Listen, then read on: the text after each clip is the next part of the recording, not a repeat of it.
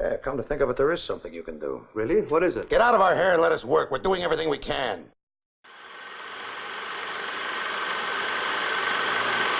Welcome to today's show. My name is John. As always, you can subscribe to the show on Apple Podcast or wherever you get your podcasts. Also, there are links to social media in the podcast show notes. You can also go to Classic Movie Reb to read notes, bios, and other random movie thoughts. Today's movie is Armored Car Robbery, 1950. This is a nice short film noir with a really good criminal and a pretty decent femme fatale. The hero was a cop instead of a private eye.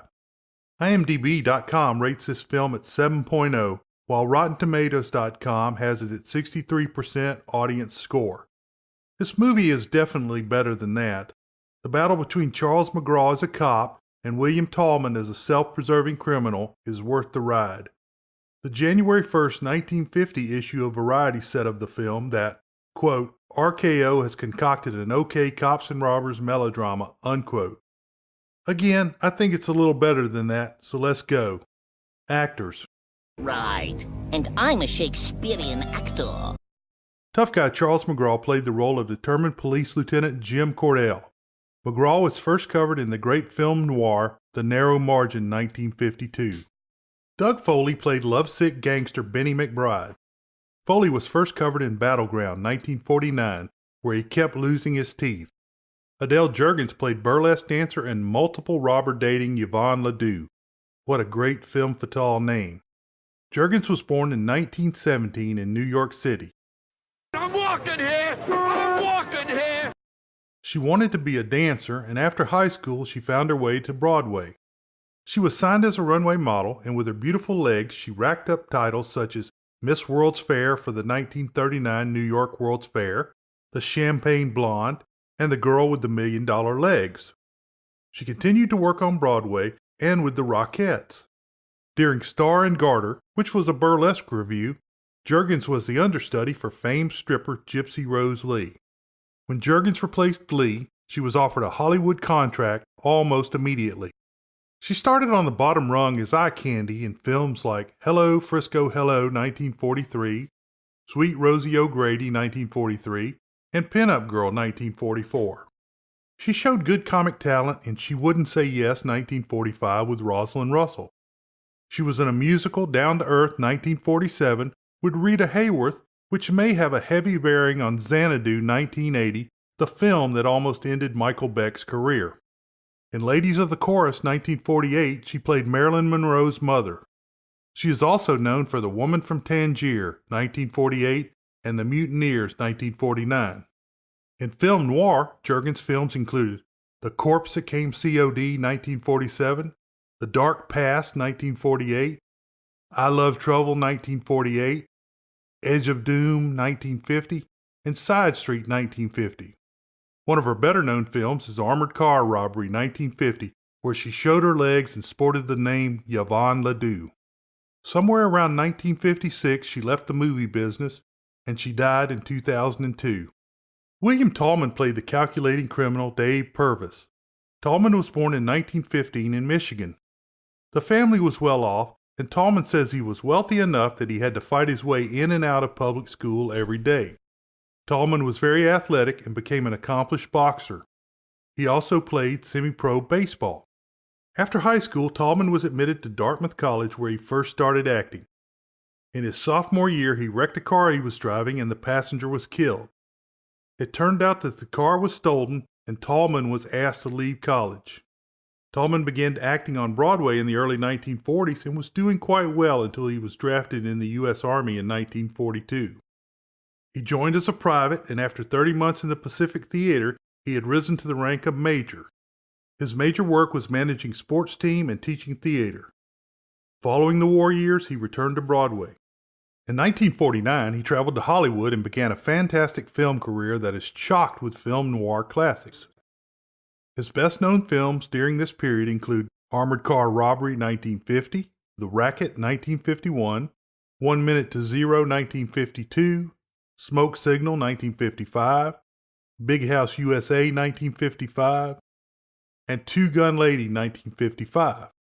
His most well-known role is the escaped psychotic killer and kidnapper Emmett Myers in The Hitchhiker 1953. In this film, directed by Ida Lapina, he was so psycho I have trouble watching him in other roles. Beginning in 1957, Talman started the television role that he is most associated with, that of D.A. Hamilton Berger, who lost hundreds of cases to Perry Mason, 1957-66. Talman was off the show briefly after he was arrested at a wild nude party. Later, charges were dropped and he returned to the show. Following the end of the series, Talman traveled to Vietnam to entertain our troops. Upon his return, he discovered that he had cancer. Talman was the first star to make an anti-smoking PSA near the end of his life. He died in 1968 at the age of 53. Story. Let me explain. No, there is too much. Let me sum up. Exterior scenes of Los Angeles are shown until at last the camera points to City Hall. It cuts to inside and shows the communications and radio room working. Lieutenant Jim Cordell, Charles McGraw, gets a call that there has been a robbery and shooting at Wrigley Field. Wait, that's in Chicago. Wikipedia says that the Los Angeles Wrigley Field was built in 1925 and used by the Los Angeles Angels, a farm team owned by the Chicago Cubs. Cordell and his partner, Police Lieutenant Phillips, James Flavin, head out. At the ballpark, Dave Purvis, William Talman, is waiting. He calmly waits to see how long it takes the police to arrive. Ironically, he listens to the game on the radio, which will help do him in. Once on scene, the police realize that it is a fake call, like many that they have had lately. What's happened, Evans? Nothing, Lieutenant. It was a false alarm. How do you like that? Another one? Some crank is sure having fun with the taxpayers' money. Purvis takes a taxi to the theater where Yvonne Ledoux, Adele Jergens, is in a burlesque show. She has a real Virginia Mayo vibe going. Purvis joins Benny McBride, Doug Foley, who is watching the show. McBride is married to Yvonne, but she has given him the brush because he has no money. I thought you told me that you were all washed up with this thing. Ah, it's the other way around. And what do you hang around for? Look, Dave, I know she's strictly high rent and I'm broke, but I can't forget her that easy. You really got it bad, haven't you? Yeah, bad. Purvis and McBride go to a bar to discuss the robbery they are planning. Purvis says he is moving again, something that he does often. He gives McBride the number and makes him memorize it. Yvonne comes by, and McBride introduces his wife to Purvis. She says their marriage is no use because he is broke. When McBride is alone, he writes down Purvis's phone number. Purvis is at his apartment cutting labels out of his clothes when a smiling Yvonne shows up. They are pretty friendly. McBride's suspicion is confirmed. Purvis tells Yvonne that McBride is expendable. Purvis says soon he and Yvonne will be going away together. The next night, Purvis goes to McBride's apartment to meet the members of the gang that have been recruited. The two other men are Al Mapes, Steve Brody, and Ace Foster, Gene Evans. Purvis gives them the lowdown on the armored car robbery. The two hands don't want the job until they find out that Purvis is running the job. Sounds like an armored car job. I could be wrong. You happen to be right. Doesn't sound good. I don't like the odds. Yeah, you can count me out, too. I'm not ready for a fast $60 funeral. Just a minute, Ace. A guy got away with it back in Chicago about 3 years ago. Yeah, I remember that. But that happened to be Chicago. And that was a Dave Purvis job. Let me ask you a question. Supposing it was Dave Purvis figuring this strike, would it sound better? All right, so it'd sound better coming from a guy who knows the ropes, so what? Don't you get it, you clucks? Dave Purvis is figuring this job. He says he will take half the money and the others will split what's left. They go to the bedroom and there's a map of Wrigley Field and the local area on the back of the window shade. Purvis says they only have 3 minutes to complete the job. It is set for Tuesday. Purvis and McBride walk up in factory coveralls as the armored car pulls up. And it is an armored car, not a truck, more like a panel van. Mapes is waiting across the street in the getaway car. Ace is driving down the street in a beat-up Model T. When it breaks down, Ace distracts the guard that is waiting by the truck, while Purvis and McBride pretend to watch the work in case there's any mansplaining to be done. The other two guards come out with some money and open the back of the armored car. Ace sets off a gas grenade and the robbers jump the guards. The robbers put on gas masks and start loading the money into the car Mapes has driven over. The police are called and Cordell gets the radio call. They head for the ballpark. A gun battle breaks out when Cordell arrives. His partner is killed and McBride is shot. The four robbers get away and Cordell leaves his bleeding partner, Phillips, and chases the robbers. Cordell swerves to miss a truck and flattens a tire. He calls in help for his partner and gives a radio description of the getaway car. Special Unit 12, Cordell. Code 3. Officer needs help, Wrigley Field. A 211 Major. Notify all units. Be on the lookout for black 46 sedan. Cordell goes to the hospital to see Phillips and is told that he has died. Cordell goes to talk to Phillips' wife, Marcia, Ann Nagel. He can't get his feelings expressed. Detective Danny Ryan, Don McGuire, tells Cordell that they have found the abandoned getaway car. He has also been assigned to the case. Cordell is an ass. They go to the car location under the bridge. They have left all of the gear, and there is a lot of blood from McBride. From the tire impressions, they know what kind of car they are looking for. The four robbers are driving out of town disguised as oil workers. When they see a roadblock, Mapes tries to turn around but is forced back into line by a motorcycle cop. Purvis is mad at Mapes for not following his instructions. He slaps McBride, trying to get him to look unshot. They make it through the roadblock that is manned by the two least observant cops in the world. After they drive away, one of the cops sees McBride's blood on his uniform. They blast off after them with sirens ablazing. Cordell and Ryan are hanging out at the Police Harbor Division office. The insurance man comes in and Cordell is an ass to him.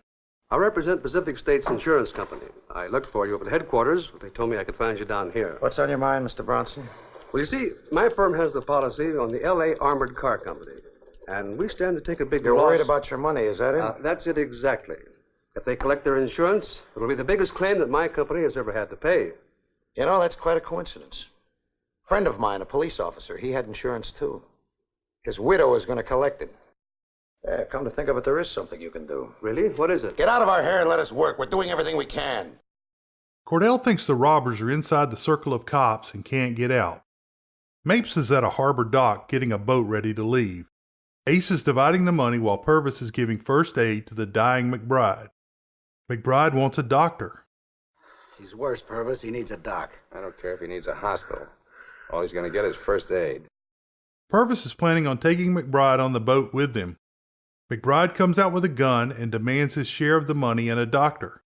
Purvis gets the jump on McBride and shoots him.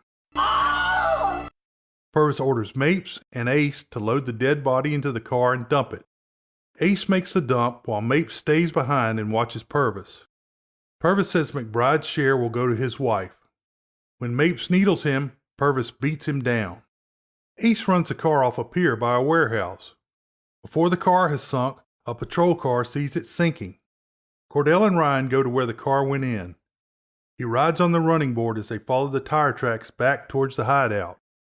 The three remaining robbers are leaving when police roll around the corner. They hide among the freight. Purvis orders Mapes to make a run for the boat. The cops are getting closer.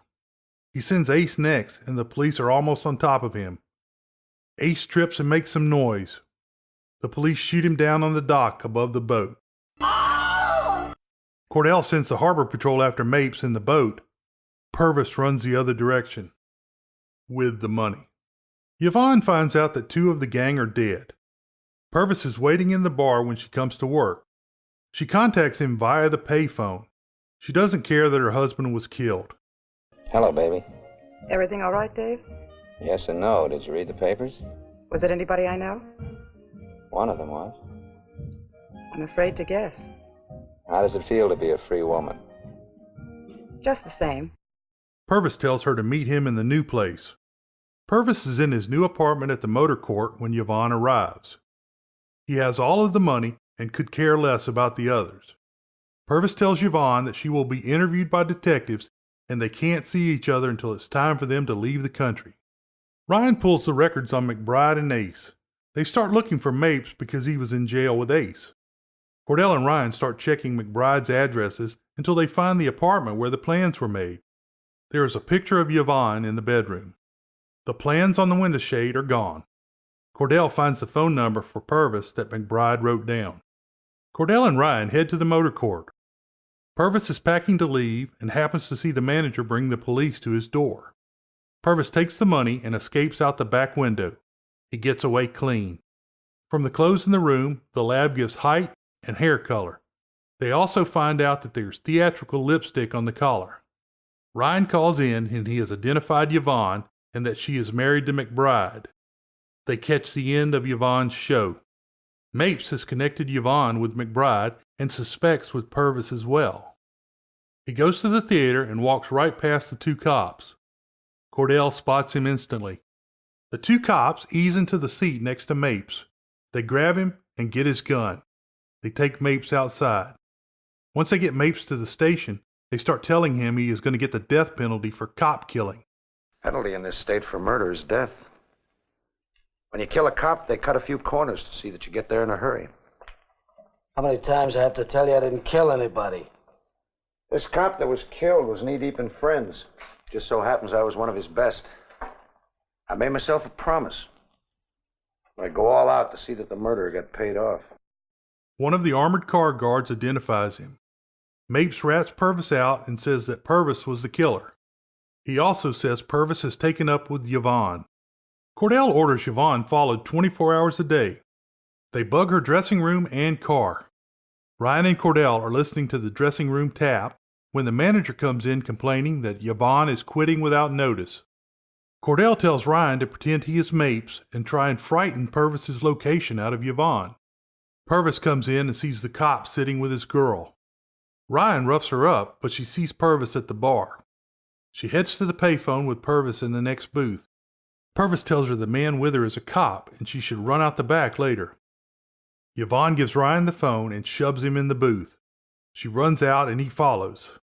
Purvis catches Ryan outside and pulls a gun on him.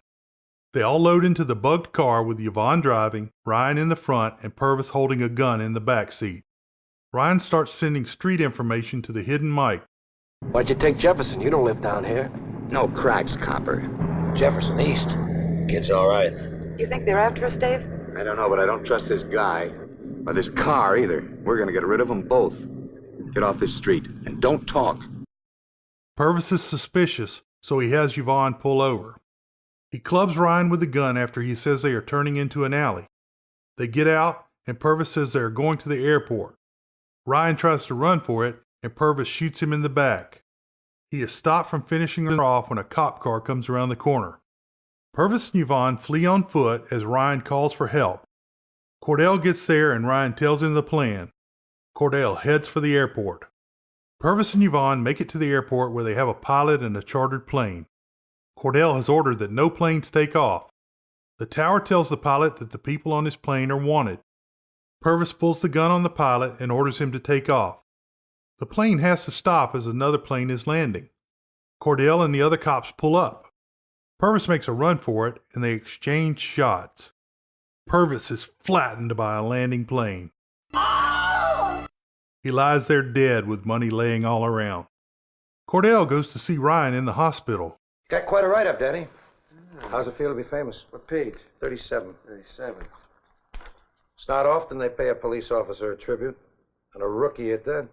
Yeah, but I don't see your name. I sure don't see mine. Look, right here at the bottom of the page. Oh, yeah.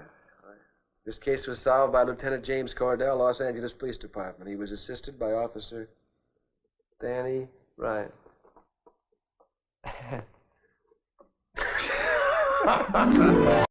He is happy with his new partner. World famous short summary. Look both ways before you cross the runway.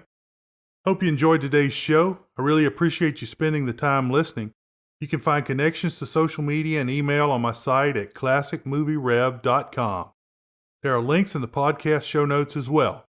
This is an independent show and there's a lot you can do to help out. First and most importantly, jump over to Apple Podcast and give me a review. It really helps the show get found. If you want to comment, help, or recommend a movie, email me. Beware the Moors.